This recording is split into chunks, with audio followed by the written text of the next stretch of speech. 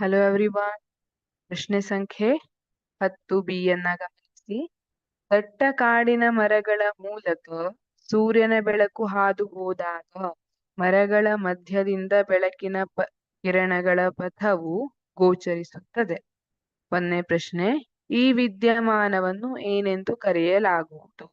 ಎರಡನೇದು, ಇದೇ ವಿದ್ಯಮಾನವು ಸಾಮಾನ್ಯವಾಗಿ ಬಯಲಿನಲ್ಲಿ ಗೋಚರಿಸುವುದಿಲ್ಲ, ಏಕೆ?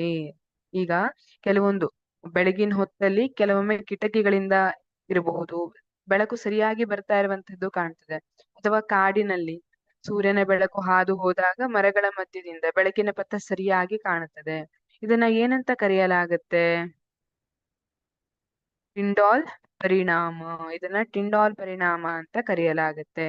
ಕಲೀಲ ಕಣಗಳಿಂದ ಬೆಳಕಿನ ಕಿರಣವು ಚದುರಿ ಅದರ ಪಥ ಕಾಣಿಸುವುದನ್ನ ಟಿಂಡಾಲ್ ಪರಿಣಾಮ ಅಂತ ಕರೆಯಲಾಗುತ್ತೆ. ಹೊಗೆ ಇರಬಹುದು, ಧೂಳಿನ ಕಣ ಇರ್ಬೋದು, ಅಥವಾ ಸಣ್ಣ ನೀರಿನ ಕಣಗಳಿರ್ಬೋದು ವಾತಾವರಣದಲ್ಲಿ. ಇವೆಲ್ಲದಕ್ಕೆ ಬೆಳಕು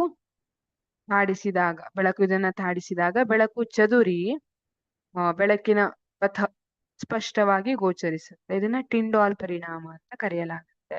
ಆದ್ರೆ ಇದನ್ನೇ ನಾವು ಬಯಲಿನಲ್ಲಿ ನೋಡ್ಲಿಕ್ಕೆ ಆಗೋದಿಲ್ಲ. ಯಾಕೆಂದ್ರೆ ಬಯಲಿನ ವಾತಾವರಣದ ಗಾಳಿಯಲ್ಲಿ ಅತಿ ಚಿಕ್ಕ ಕಣಗಳಿರುವುದರಿಂದ ಬೆಳಕು ಚದುರುವುದಿಲ್ಲ. ಆದ್ದರಿಂದ ಬೆಳಕಿನ ಪಥ ಗೋಚರಿಸುವುದಿಲ್ಲ. Thank you.